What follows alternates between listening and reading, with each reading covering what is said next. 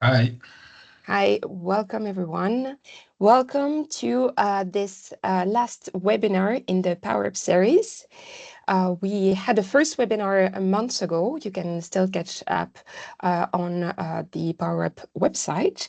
But this one will feature the experience of the pilots in Campania, in the UXA area, and in Eeklo in Belgium, showing how local energy communities can become credible and trusted actors in fighting energy poverty.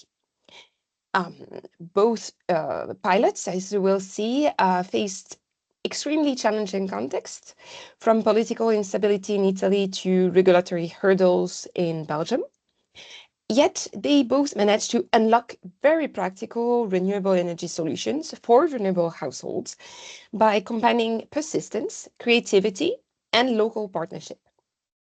And this session will explore their journey, what worked, what failed, and what others can learn from them. And you participants will be also invited to offer your thoughts and experience. We would like you to engage on our Slido and also ask questions to the audience. As housekeeping rules, I would like to ask you to please mute yourself when you're not talking and raise your hand if you have a question or put it in the chat first, and then we will be able to send it to you.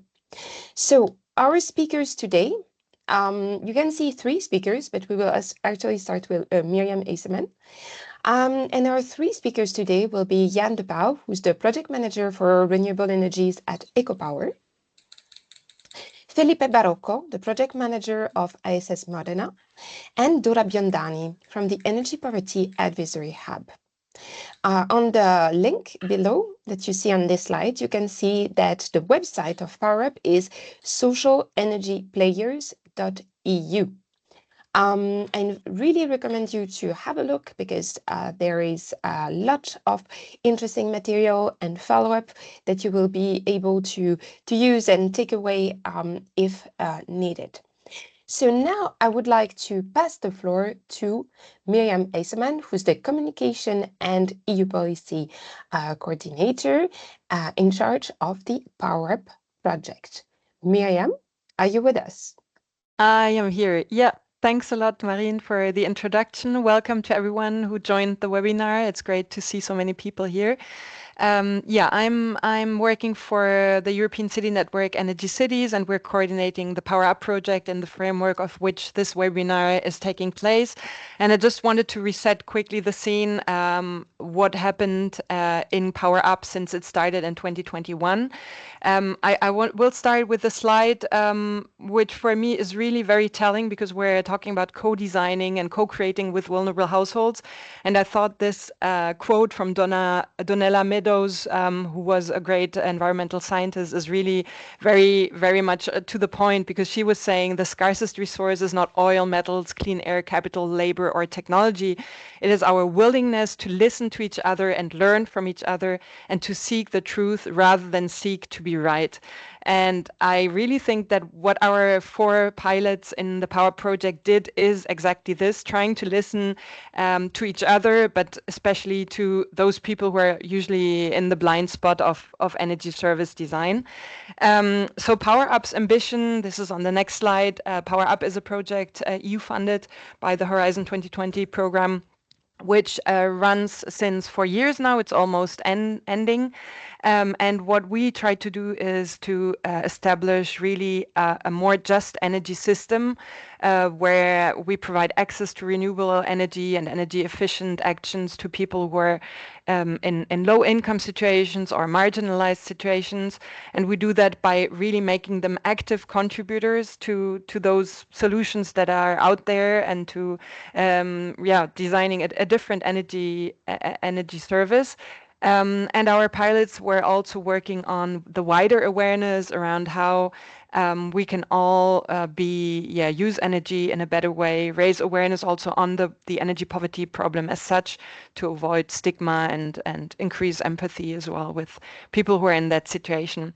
And so on the next slide, you can see the 4 pilots that are a part of Power Up.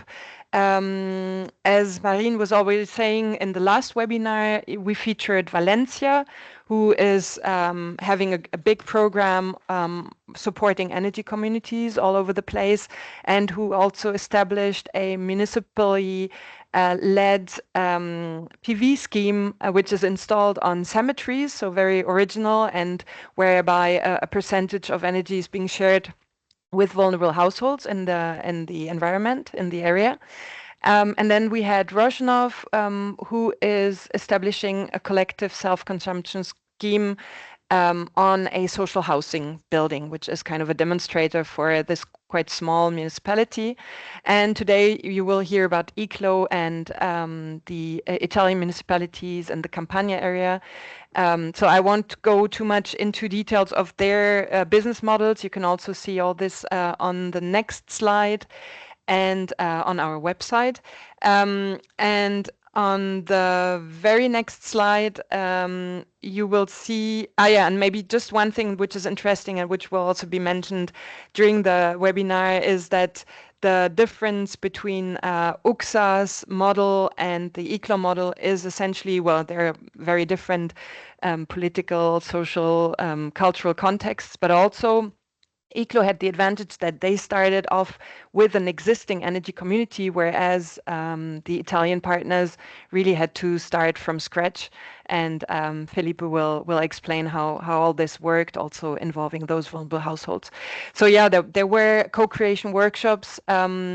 I described them very quickly here on the slide, but again, I won't go too much into details, but all of our pilots organized those workshops where they involved really people who were in particular situations, and trying to have usually a soft introduction, so really connecting the workshop topic with very familiar topics for the people who participated. For example, how to read your energy bill, what type of access to social tariffs or social help people can get, and then usually in a second or third workshop, there would be a very clear explanation of the main idea behind the business model that is envisaged, and very transparent presentations also of how to get those people involved and what the governance idea was, but every time in plain language and in a way that it's even the concept and the idea is very accessible to the participants. So this is I think the main elements around Power Up. You can discover more on our website, and very soon we'll have a final project brochure. As I was saying, the project ends in December, so all the key results and learnings will be summarized in there. We will share it with you, and you can already save the date for the 27th of November, where we'll have our final conference, quite interactive, and I think it will be a really nice event around how the pilot's learnings can also be replicated in other areas, and how we can connect this practice with policy work on the local, regional, national, and EU level. So yeah, thanks a lot for listening. If you have other questions on Power Up, I'm available either in the chat or via email. And now over to you again, Marine. Thank you so much, Miriam. Yes, we will start with actually a Mentimeter. We told you we aim for this session to be very interactive. So please join us on Mentimeter. I'm going to stop sharing my screen for an instant. So please use your phone right now. And really, the first question will be about trying to understand the level of experience of the audience. Okay, is everybody on it? Yeah? Okay. Miriam, if you don't mind putting the link in the chat, that would really help. Okay, and then I'm going to stop sharing and go meet you on the other side. Right. And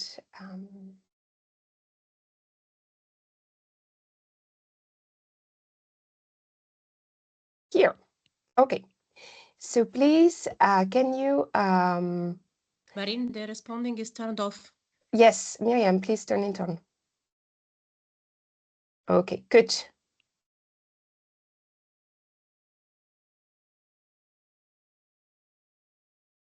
Do you have own experience working with vulnerable households on renewable energy? So 1 is I'm discovering the topic, and 5 is I'm experienced. So we have, like, it's interesting to see that we are kind of in the middle. At 2.7.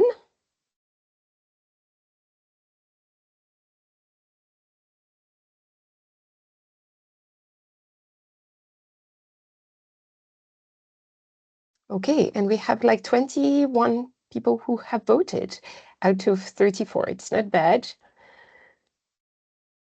The 11 people missing maybe are drinking some coffee. Okay. So let's say that we are between 2.5 and 3. So you don't have, the audience doesn't have so much experience in working with vulnerable households on renewable energy. And that's why you're here to learn, right? That's going to make it even more interesting. And Jan and Felipe, that's going to be even more interesting for you to put this focus on people learning how to work with vulnerable households on renewable energy. So now, Miriam, if you can switch to the second question. What would be your one tip to build trust between the local authority and its most vulnerable residents? So you have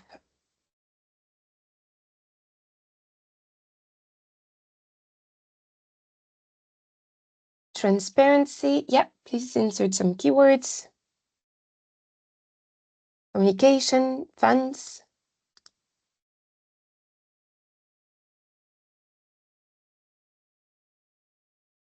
Create space for dialogue. Rely on already present and established CSO. Yeah, local association, guidance, clear communication, local agents. Yeah, so I see communication and funds and local as really the 3 key words so far. 16 respondents. We are 34 on the call, so please, we still have space for other bold ideas.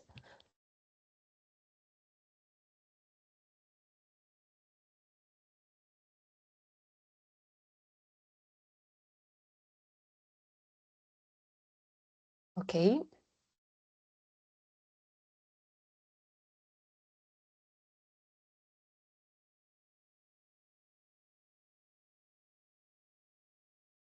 Listening, transparency, work with existing community groups and networks, even if not about energy. Yeah. Listen to them carefully, accessible communication, funds, public subsidy, and honesty and good faith. Yeah, some great important values. Clear advantage for all. So the messaging, presenting clear advantage for all. And work with local ambassadors like volunteers. Workshops in small groups.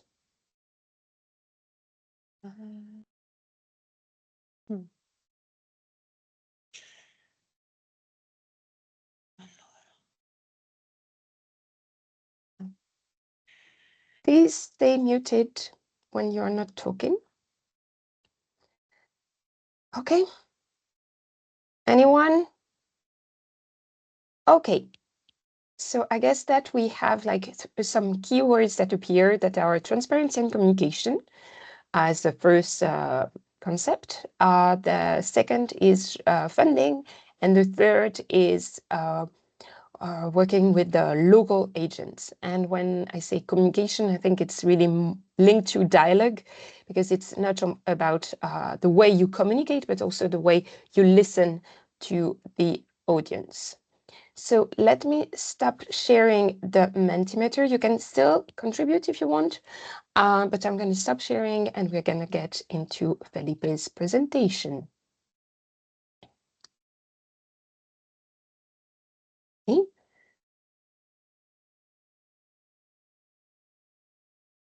So again,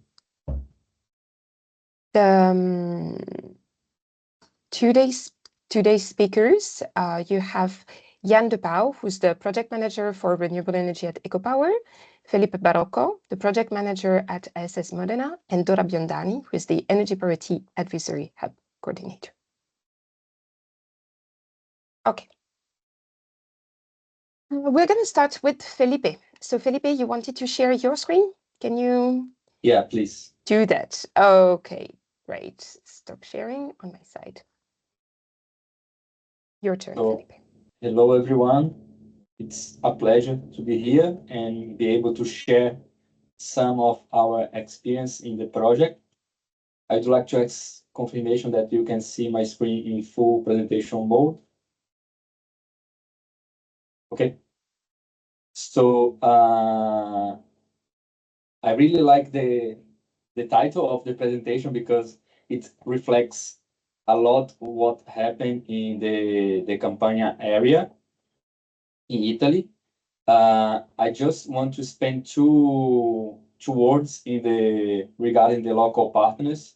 One is AESS, that is the Agents for Energy and Sustainable Development, and that's the entity that I'm part of. And the other one is UCSA, this Common Officer for Sustainability that put together all municipalities that are inside the project. It's San Gennaro Vesuviano, Palma Campania, San Giuseppe Vesuviano, and Istriano.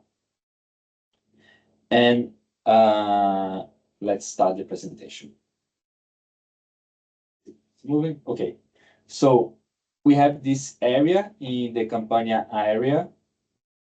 And it's important to say that we, as AESS, enter in the project in a second phase, let's say. The project in Italy was a little bit delayed.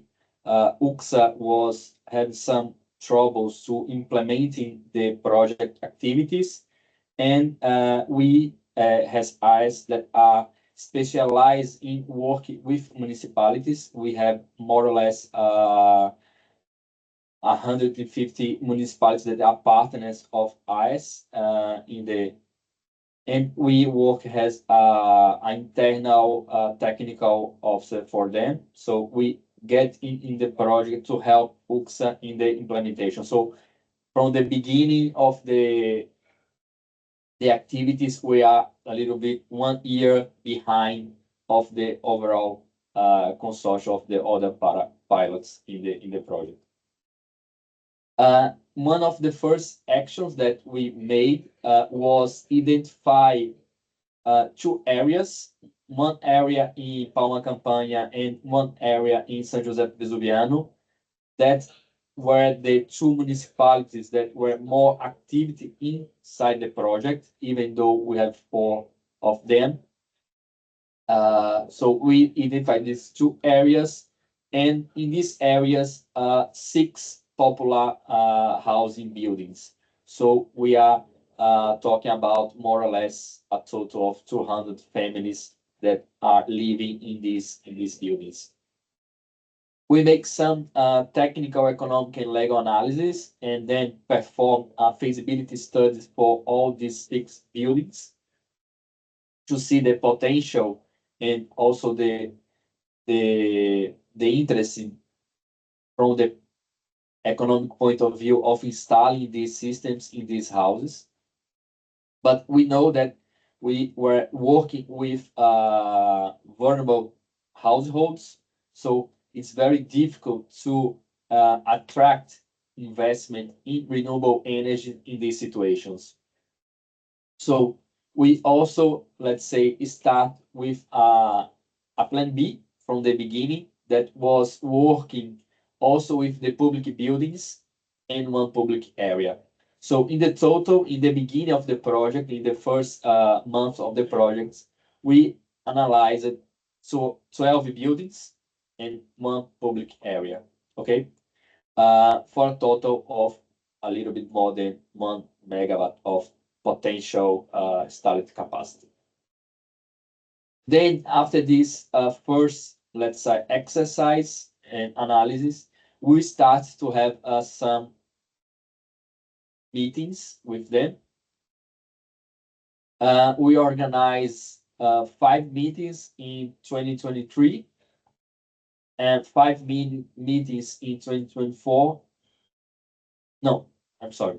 5 meetings in 2024 and 5 meetings in 2025. So we have, let's say, 2 different models that we are testing in parallel in the AESS area. The first one is activate the participants of the public buildings, but also all the companies, all the actors of the territory, but we have a specific focus in the families that are living in these 6 buildings that were selected, and perform with them and with the general public 5 meetings to co-design the initiative. So co-design also the governance of the energy community, because we have to create the legal entity in the first place. During these first 5 meetings, we discussed the different alternatives. For example, a cooperative, association, and a foundation was the 3 main legal entities that we touched upon during the analysis, and also discuss which buildings are more interesting to the party to install first. Unfortunately, we have a lack of participation of these persons, these families in these households. We have some persons interested during the initiatives, more or less 10, 15 in each meeting in the first phase. But from the specific buildings were like 1 or 2, so very, very little interest, even though we have a specific communication activities in these buildings with make an invitation by word of mouth, and also dedicate letters for each one of the apartments with the social assistance of the municipalities. The second model was based on the public systems that were already installed or to be installed by the municipality. During the assessment that we performed with the Pauw project, we discovered that several systems were installed but not working, not connect to the grid, so not producing energy to the system and to the municipality. So we start in parallel also work to refurbish some systems, or just make the bureaucratic and discipline that were necessary with the institutions to put these systems online. Because in some case, the municipality received the funding for installing the system, but not the funding to make the procedures, the administrative procedures that are necessary to connect the system to the grid. So we have some panels that were taking sun, but producing no energy in the municipality. And I think that this was already a very good add value of the project. We are also working with the energy bills that for optimize the energy bills of some buildings of the municipalities. So with these 2 models, let's say Plan A and Plan B, we make this first series of events that we are seeing some pictures here, and we decide that the main the more adapt form was the association with a horizontal government and the 4 municipalities in a joint council that they have approved this solution in December 2023. During 2024, we went to the specific city councils to approve the creation of the energy community in the association form. And we approved in Palma Campagna in San Giuseppe, but then we have elections in Italy and the change of the political parties in almost all of the municipalities, except for Palma Campagna. And the new mayors that get in charge weren't not so willing to go because we have different political flags and parts involved. So the municipalities of San Gennaro and Striano decide not to join the energy community in the first place, at least. So we have to come back for the councils of Palma Campagna and San Giuseppe to approve again the constitution of the energy community. In this period, we have also some changes in the Italian regulation that was evolving, let's say, a lot during this period. And the municipalities decided in the end to create a foundation. The foundation has the advantage that it's easier in Italy for a municipality to put a system available or a public area available for the energy community. So this was the decision in the year of 2024, in September 2024. I want to talk a little bit regarding the communication strategy because I saw that it's a point that is important, and also because we change a little bit from the first series of meetings in 2023 and the second one in 2024. Especially talking about the new technologies, artificial intelligence, markets. Please mute yourself. So we change a little bit, and we always use a combined communication strategy with online and offline methods. But we saw that a really game change was the use of WhatsApp for invitations. So we start to use the contacts of the municipalities that are our main stakeholder in the territory. And with this, it's changed a lot. The other part was, of course, put the flyers and the posters in public place. For example, the train station of the municipalities. We also do a lot of communication direct in the buildings and also in urban areas and the streets. But a really game change in our territory was the use of WhatsApp more than Facebooks and so on. Another thing that was a really game change was the involvement of dedicated partners from the territory.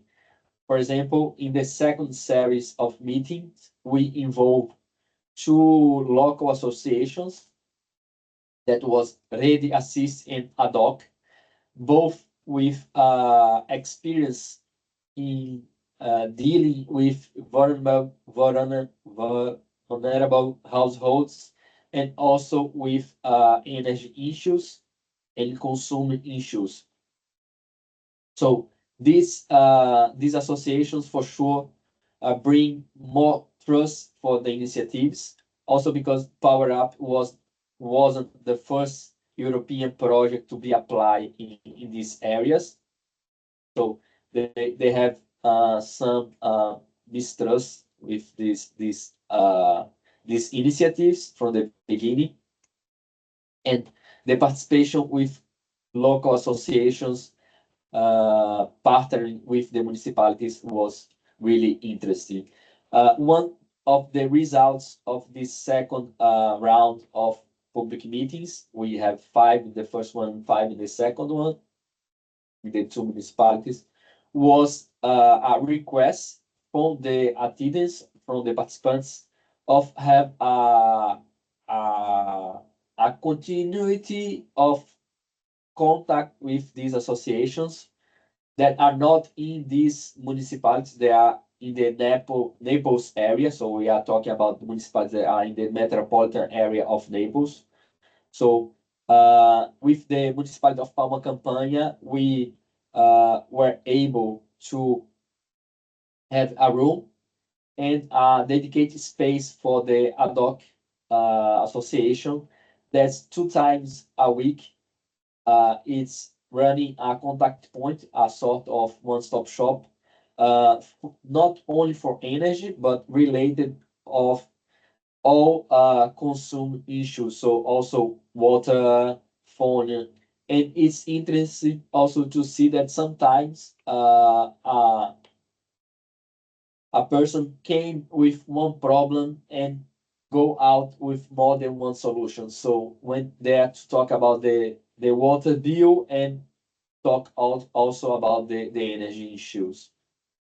The second series of meetings were dedicated more regarding practical advice of energy savings. Also because we understand that they usually don't have enough money to invest in energy intervention. So we understand that work with behavior change and small solutions that can provide some energy savings, some savings the bill is the best way to go forward. So I already approaching the end. I hope not to have extrapolate the time. In the end, we have the creation of the foundation with Palma Campagna and San Giuseppe. From all the systems that we have studied, the one that is going on is one in a ground base. We have an area that was confiscated from the mafia a long time ago, and it's a dumping field in the past. So this area is being requalified to install some photovoltaics. We have some issues regarding the area to install, also because the Italian regulation, we have some areas that can be considered adapt along the highways, but with the project, the partner that develop the executive studies, they decide to reduce and respect the original area of distance from the highway. So we are a little bit small than the first foreseen, but we are talking about of a system that is more than 400 kilowatts of total power. So we'll be able also to engage more or less 400 families, vulnerable families. And the idea is that the surplus of energy that will be generated will be dedicated, allocated for the vulnerable families in the areas, and 15% of the income generated with the incentives that is foreseen in Italy for the sharing of the energy produced will be also dedicated for them. So maybe in a future, this money could be also used for install systems in the social buildings or help this installation. This is also an idea. And our website is under construction, will be online very soon. And we are working to release the tender for installing the system before the summer. We have again some changes in the Italian regulation, and now incentive from the recovery fund that was limited for the municipalities under 5,000 inhabitants was extended, so they can also participate now. They were excluded before, so we are just put this analysis in the last studies, and we think that the data will be released very soon. And I think it's all from my part. I think that I touch all the points, and I'm available for questions from the audience. Thank you very much. Thank you so much, Felipe. It's really interesting to see, really to notice how adaptable you had to be, and really agile in your practice, because you had a clear model in mind, and then you realized that it wasn't what was actually working and delivering on the people. So you really saw that using a very informal way of communicating through WhatsApp was working. And yeah, I find it also very interesting that you decided to use existing plans that hadn't been connected. I mean, it's really like with making a step back and taking a helicopter view, it should have been like maybe the starting point, right? But maybe you weren't really aware of the existence of this, and really the fact that you had to deal with the municipality change that was also unexpected. That was really, really interesting. Is there any question for clarification? I would like just to ask the audience if they need anything to be clarified, because we can have a debate afterwards, but I would like really now to ask for if anything is not clear. Otherwise, we will switch to Jan de Pauw. Okay, so I'm gonna share my screen again, and yeah. So here is Jan's presentation on the ECLO pilot case. Jan, you have 10 minutes. Yes, good morning, everybody. I'm going to tell you the story of the pilot Power Up and the city of Eeklo. Next slide, please. Eeklo is a small city located in the Flemish part of Belgium, nearby the North Sea. We have a lot of wind, and wind is an important issue for the local energy transition. Next, please. The city of Eeklo is a poor city. There are 20,000 citizens, 80% of them needs financial support, and 50% of the households are in situation of energy poverty. Almost 1/4 of the children are raised up in vulnerable situations. So Power Up was a very good initiative to try out in the city of Eeklo. Next, please.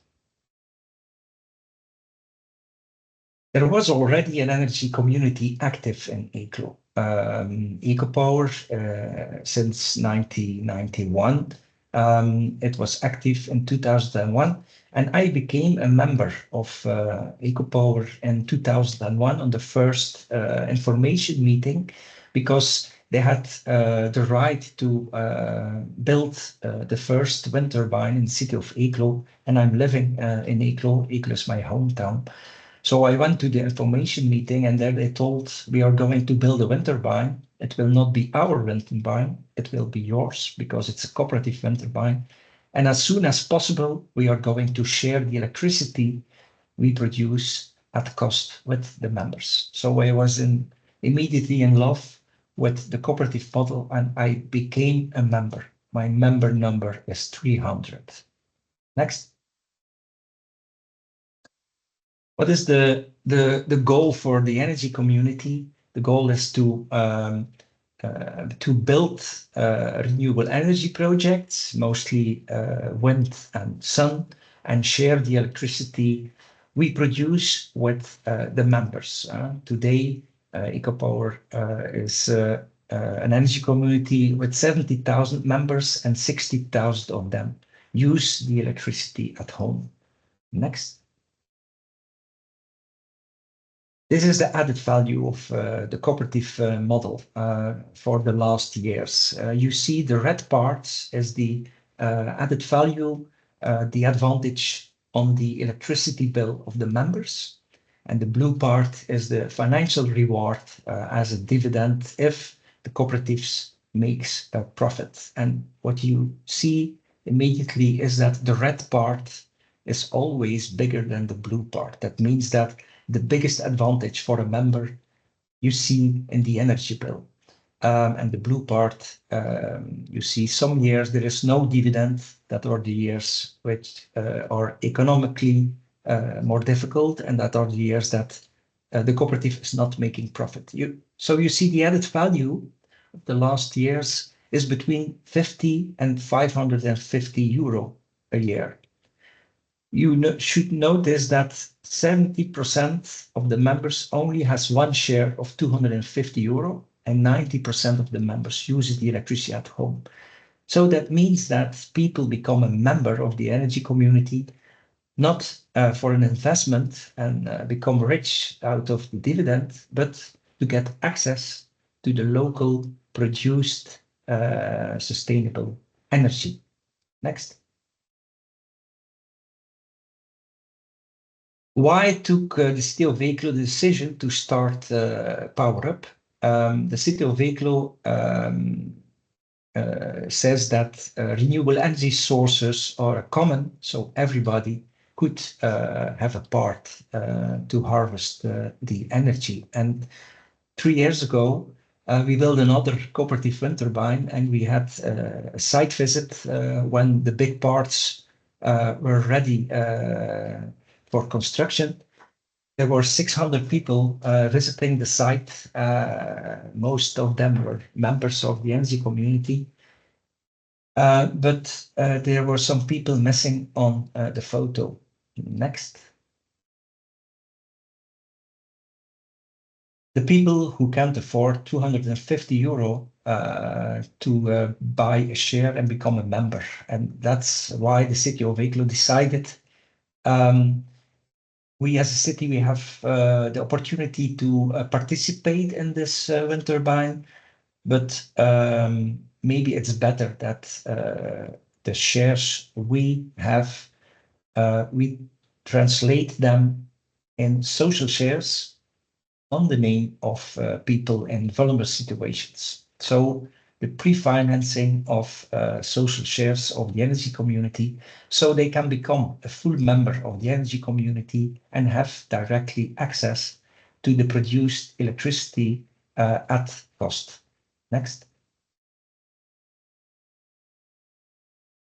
This is how it works. So the city of Weeklo had a participation in the wind turbine. They decided to change some of their shares into social shares and to put them on the name of people in vulnerable situations. They had to put the selection criteria, because in the beginning they thought that they had to select the people who needed it most.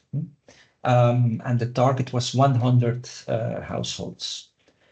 Once they have a share on their name, they become a member and they can get access to the energy at cost. Ecopower is putting a saving plan on the electricity bill of €3 a month. And that's very good possible, because the average advantage the first years of the project was almost €300 on the energy bill yearly. So after 6 years, the saving plan of €250 is reached, and the city of Weeklo gets back the pre-financed part. Next. What are the lessons learned? We saw it already in the Mentimeter trust. The target group is difficult to reach. The original target group were the people who were dropped from the commercial suppliers and were supplied by the supplier of last resort. And in Belgium, that is the DSO, the distribution system operator. But they have a very high tariff. It's one of the most expensive tariffs. And the reason is that they don't want people to stay over there. They want them to go as soon as possible back to the commercial market. And because of the tariff is one of the cheapest tariff, those people have the most advantage to become a member of the energy community. In the beginning, we knew that 750 households were in that situation, but the Belgian law says that people with debt have to stay with the DSO and can't get access to another supplier. And that was the first big hurdle to take.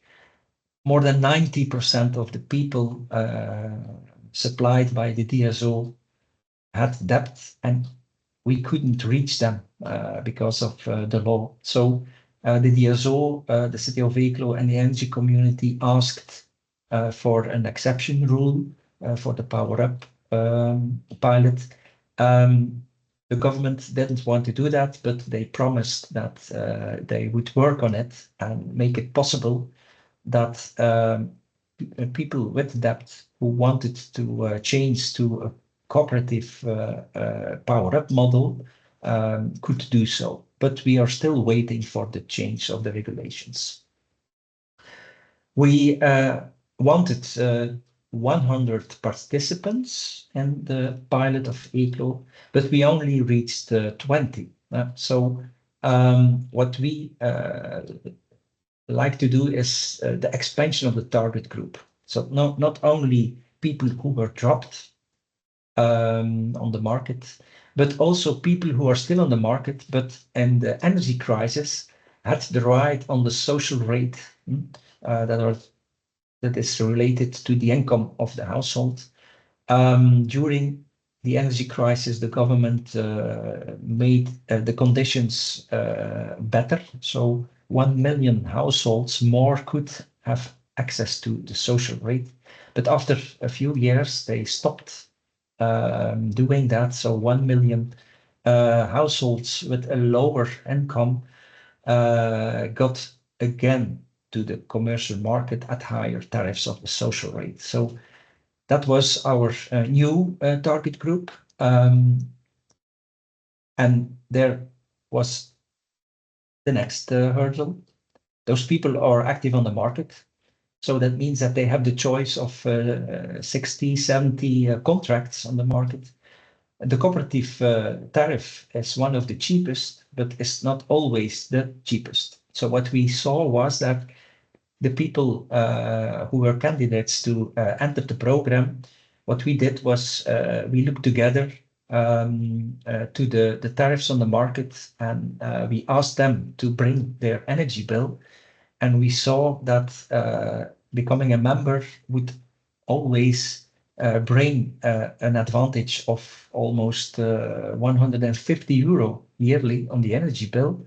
If you compare it with the current supplier, but they also saw that they could have a few euro better conditions with the cheapest supplier at that moment. So most people choose for the lowest energy bill, and they don't look at the advantage of 150 euro they do on the actual supplier, but they choose for the 160 euro. And they say next year we come back and we will look. So that was a problem, because we wanted to bring those people an advantage, which was the best of the market. So we started to give them a social discount. So to bridge the difference of the cheapest, but this is not very sustainable. So we thought maybe we can lower the energy bill by putting some solar panels on the roof of the participants. Then if they get free access to the sun, they will lower their energy bill because they need less electricity from the grid. So we started to organize that, and the idea was the energy community invests in the solar panel, and with the electricity which was injected, we pay back the investment. So it's third-party financing. But last year, the prices for injection of solar energy crashed. So at that moment, it is not possible to pay back an installation only on the injection. So next hurdle, how can we do it? This year, it's possible in Belgium to use plug-in PV panels. You just have to plug in. So now that is what you are going to do. All participants get a plug-in solar panel of 500 watt. So that means that if they use the electricity coming out, that they easily can save 10-15% electricity they don't longer need from the grid. So that means that they have 50% less electricity bill, and they can afford the cooperative tariff, which give them also 150 euro advantage. Jan, are you almost done? Yes, I understand you. Yeah. Next. So yeah, there was please 1 minute. You have 1 minute. That's correct. So we get questions from other municipalities and other energy communities. How can we replicate that? What can I do? First of all, you can prepare 3 roles. You have the role, you have to produce electricity. So you need to realize a project with injection. So you can share the electricity with the target group. And the ideal situation is to do that with a local energy community or an existing citizen cooperative. The second role is the role of the sponsor. You need euros to pre-finance the social shares. In this case, it was the city, but it also can be an energy community, a cooperative, or a third party. And the third role is the caretaker. You need time, and that seems to be the most important. And in this case, it's the social department of the city of Eeklo. Next. This is the end of the presentation. Excellent. Thank you so much, Jan. If anybody needs clarification, please step in. Otherwise, I will leave the floor to Dora Biondani, who's working for the Energy Poverty Advisory Hub, and she will react to these presentations and share perhaps some good practice coming from other municipalities. Dora, my dear, the floor is yours. Can you share your screen? Thank you. Thank you very much. Yes, as I mentioned before, I didn't prepare any presentation because I thought that there were already very 2 good examples. I had the luck to heard again about this a couple of months ago or 6 months ago here, and in Liège there was presented the different energy communities.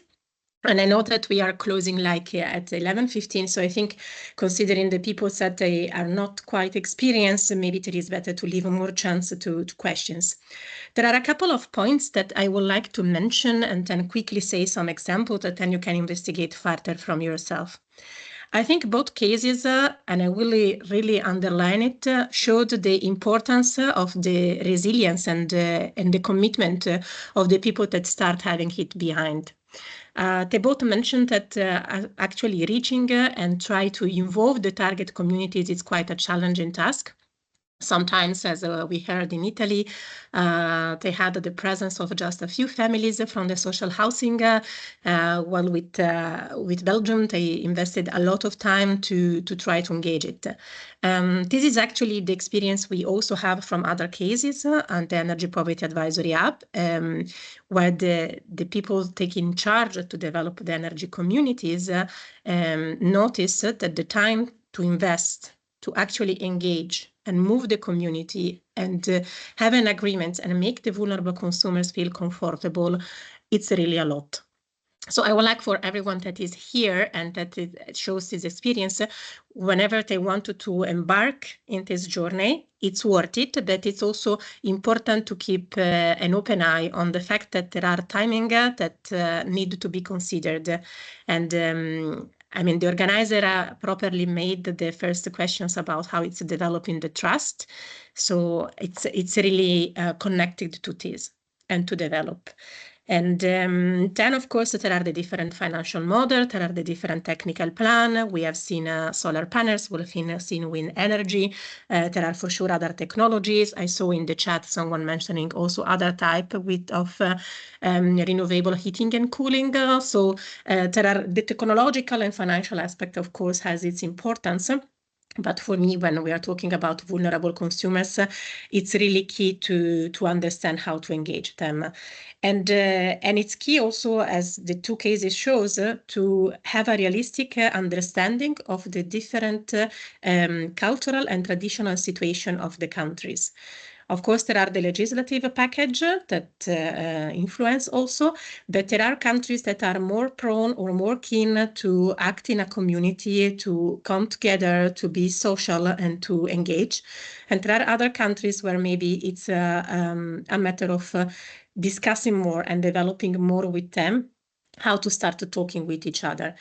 Being part of a community, and I'm talking for personal experience, can also be scary sometimes.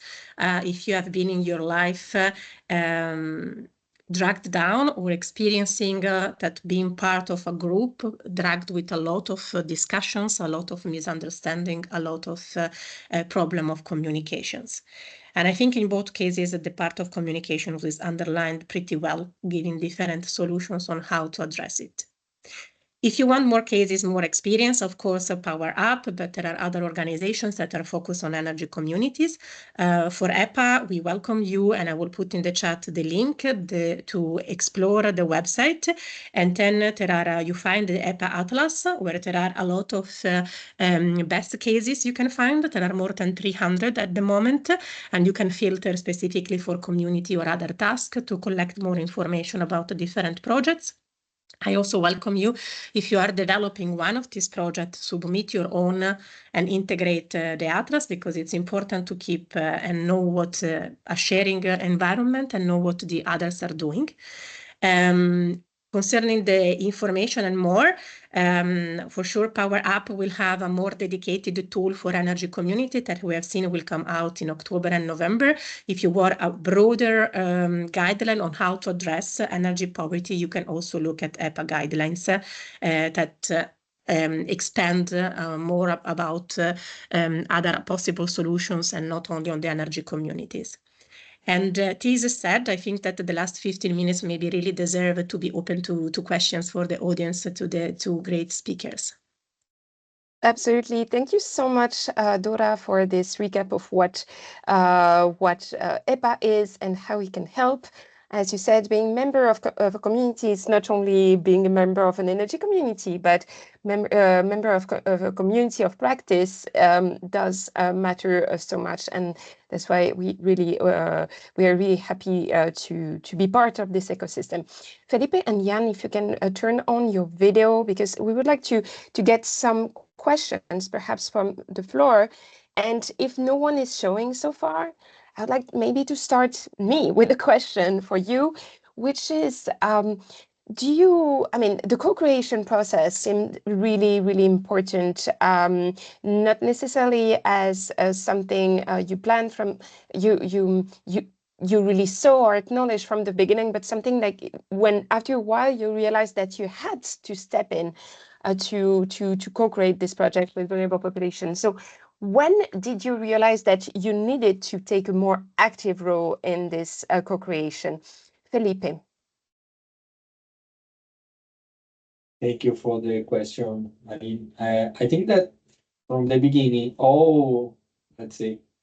we have several initiatives of energy communities that we are dealing with AESS, and in all of them, we always have a part of co-design in the beginning.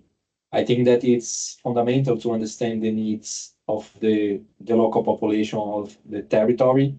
And also it's important, since we work mainly with the municipalities, it's also important to be able of create this sort of round table when you can put all the actors in the same table to talk with each other. So the municipality but also the companies, the citizens, and local associations. So we always try to put all these kind of actors together in a process of co-creation, because we think that is the best way to find the best solution for the territory. So it's not always easy, but it's a one approach that we try to implement. Absolutely. Jan, what was your experience in this co-creation and taking a more active role in the co-creation? The advantage in the city of Eeklo was that the energy community and the city had already a few years practice working together, because the hardest part was get access to the target group. So that's why the social department of the city took the lead in that. That's also a question of privacy, because we couldn't get access to the names or the addresses of people who were dropped, and that was our target group. But the municipality could. We used the already existing organizations which have contact with the target groups, so the social houses in the city. We had neighborhood meetings on the street with the soup, and in the margin of that meetings, we told them on a high level about the possibility of the Power Up department. So trust is the most important thing, and we looked for the people they already know who are connected to the municipality and the social organizations. We did a lot of workshops, but on the places they were used to go to. And one of the things I also learned was I'm an engineer. The things I put on paper are much too difficult. And one of the things we learned is all you put on the paper, flyers, posters, notes, have to have a language that is understandable for everybody and doesn't need already knowledge about the energy situation, because there's a complex item. Thank you so much. You have another question, Dora. Would you like to step in to ask it? Because I think it really ties nicely with the feedback we just had. Yes, actually, I have 2 or 3 questions I will try to combine with this one. For me, it's always fascinating and important, and I am an engineer as you, Jan, so I always have this struggling on try to understand how to explain the things. So one thing you said exactly, it is communication to be calibrated, but to give a perception of the people in the audience, can you have an estimation about the real time you spend on the technical issues and what you spent in the engagement?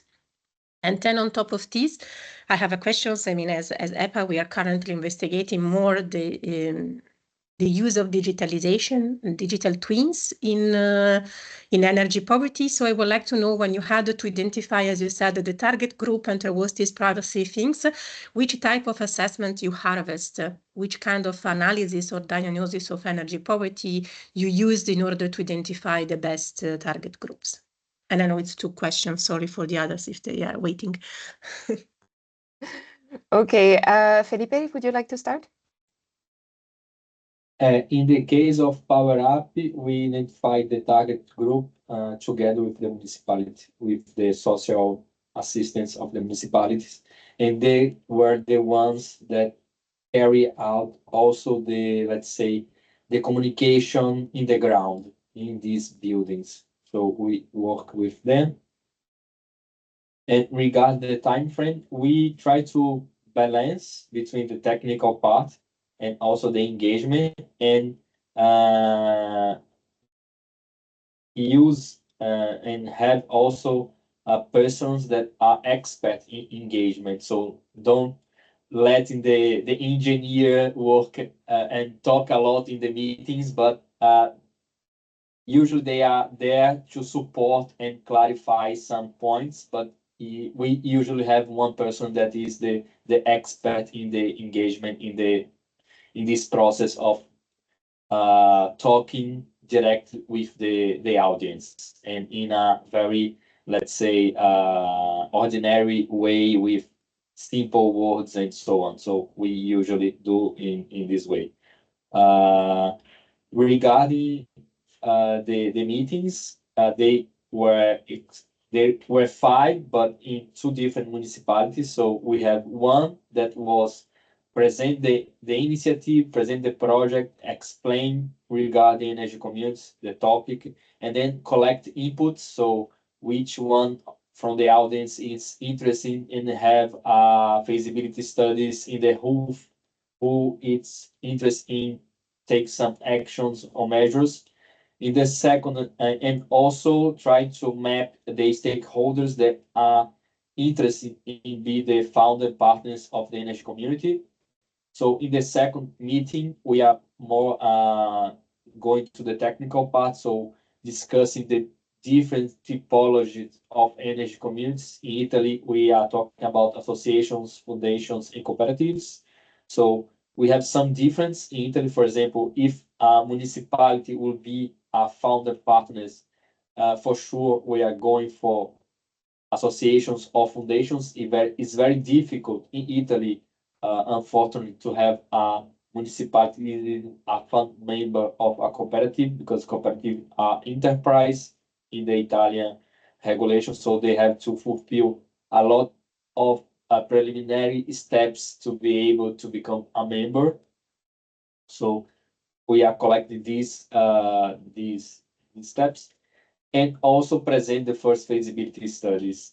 Then the last meeting, the final one, we present the studies, present the statutes and discuss the parts, and then in the end we establish a way of a roadmap for the activation. So the idea is go out of the final meeting with a roadmap to the next steps for the activation of the energy community.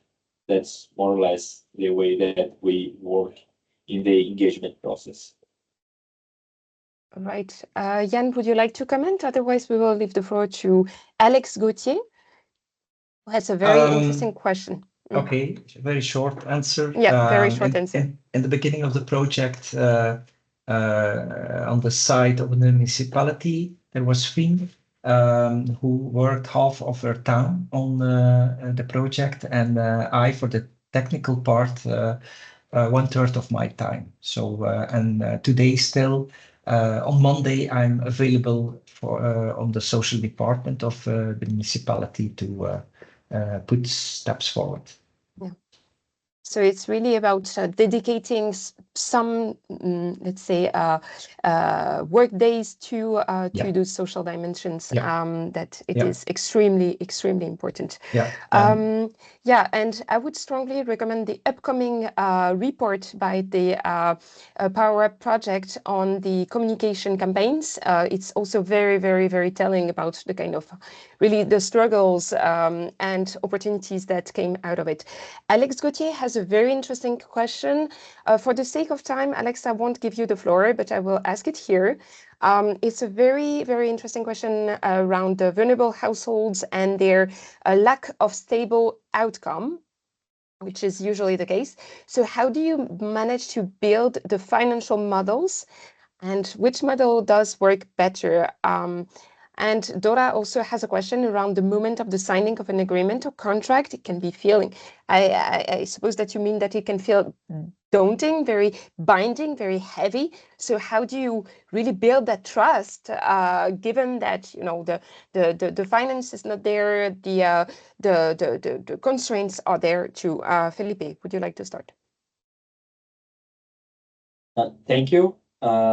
So we usually highlight that the energy community is open for enter and also for get outs. So if you are not satisfied with the experience, you can also get out of the energy community, and you are not being penalized by that. So it's really a choice, a free choice to be a member, and the case of members that are going out are very, very few. So I think that it's one of the main points.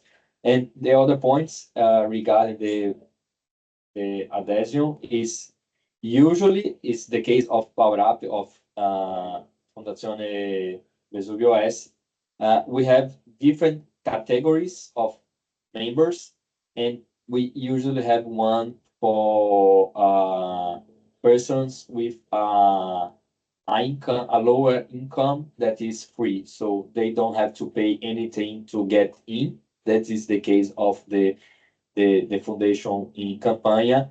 And in the case of Foundation Campania, they would be also the primary beneficiary. So the first amount of revenues that came from the sharing of the energy will be dedicated for them. So we have this double advantage of being in this category. Then you have the ordinary member that pay an initial fee to get in, and also the members that want to pay a little bit more to become a fee, just to incentivize the energy community. So we have different categories. Jan, I expect it to be quite equivalent in ECLO. You have 30 seconds. We had the advantage in ECLO that Ecopower is already was known in the community because it was there still active. If we are going to replicate, it will be on the original target group because that is systematic and advantage on the electricity bill. And it has a huge potential because 2% of the households in the Flemish region share electricity with an NC community, but 3% of the households are dropped and paying high bills at the supplier of last resort. So it's a huge potential. We want to go further on that case, but stability is very important. If there is one thing common in the Italian case and the Belgian case is that we needed to change during the project, and in ECLO we changed almost everything. Yeah. Thank you so much, everyone. It's we really need to wrap up now. So in the chat, I asked you what to fill the Mentimeter. It's to ask you what your takeaways from the sessions are. Jan already said that you had to change everything, and it's really like the adaptability, the resilience. That the situation is complex, but it's not unsurmountable, right? It's possible because when there is will, there is a way. When there is a political will, there is a way, but you also need to build this political will, and the technical side at the end of the day may be kind of easier than the human and political and economic discussions, right? So your takeaway, I can see them here. It's more about energy democracy, understanding the context, engagement, understanding what's feasible, the financing models, the cooperation, the inclusion, the goodwill. Please continue to fill in as I will now stop sharing this screen and get you into the very, very last